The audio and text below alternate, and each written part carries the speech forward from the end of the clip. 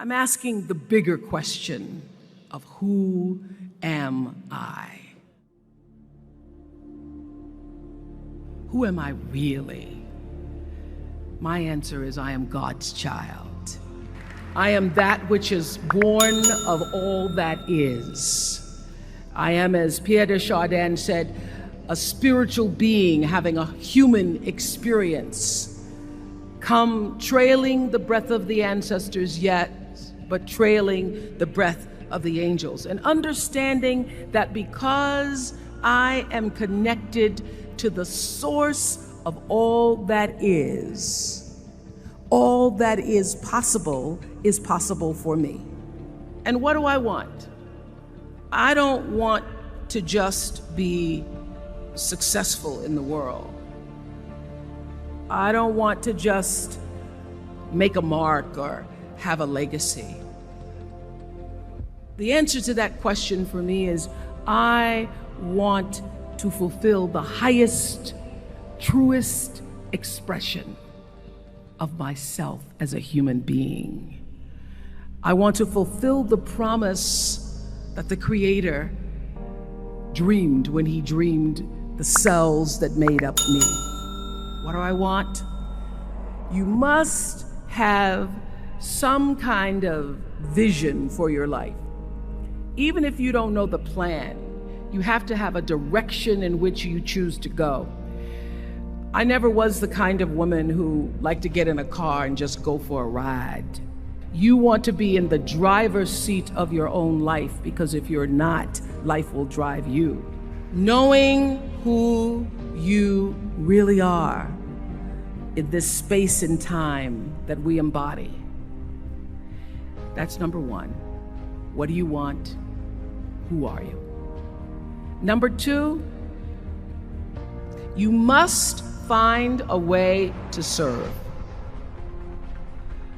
Martin Luther King said that not everybody can be famous, but everybody can be great, because greatness is determined by service.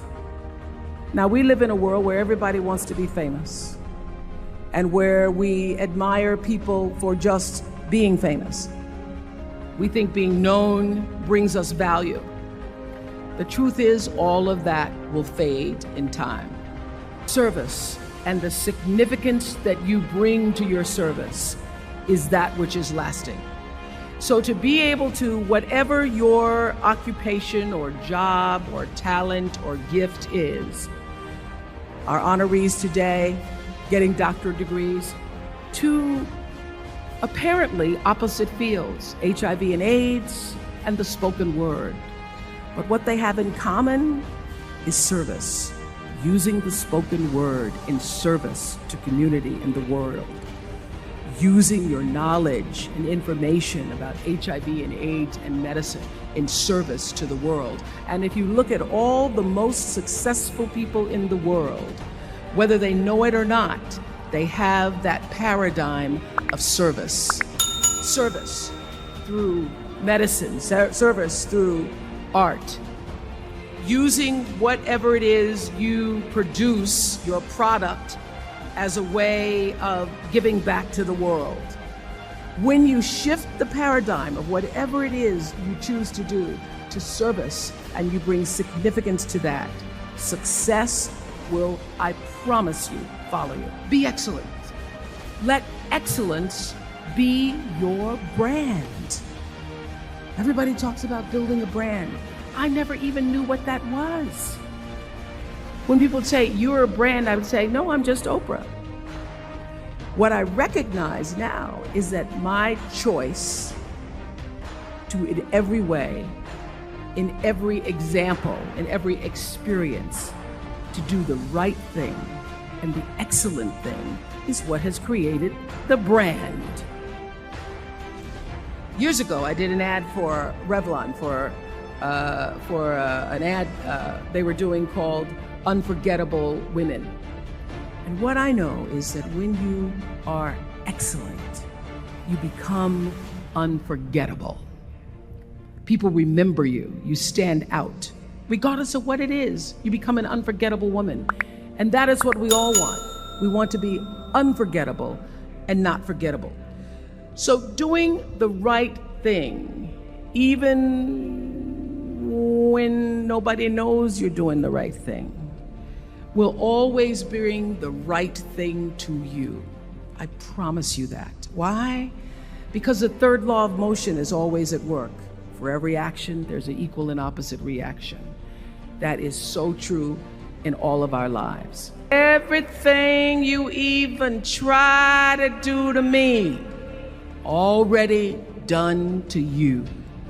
So you don't have to worry about revenge or getting back at somebody, making sure they pay. You just have to do the right thing, and the right thing will follow you even when people don't support it.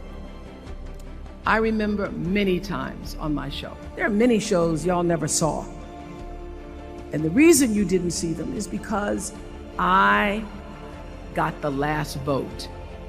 The most important thing I have come to know in doing the right thing and making the right choices is understanding what we talked about yesterday.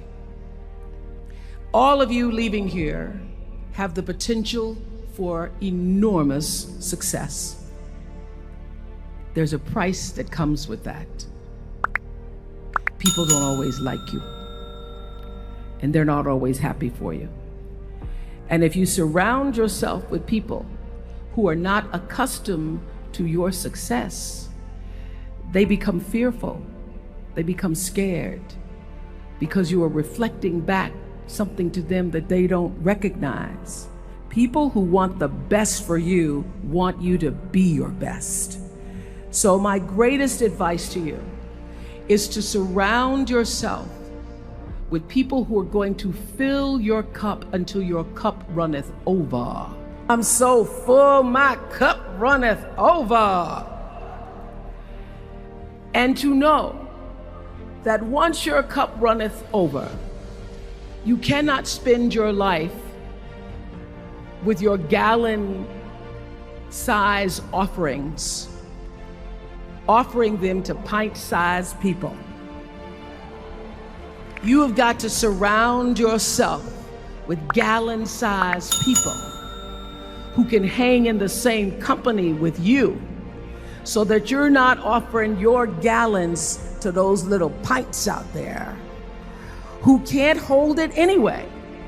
The biggest choices begin and end with you, your internal big questions. Who do I want to be in the world? My relationship to source energy, to all that is God.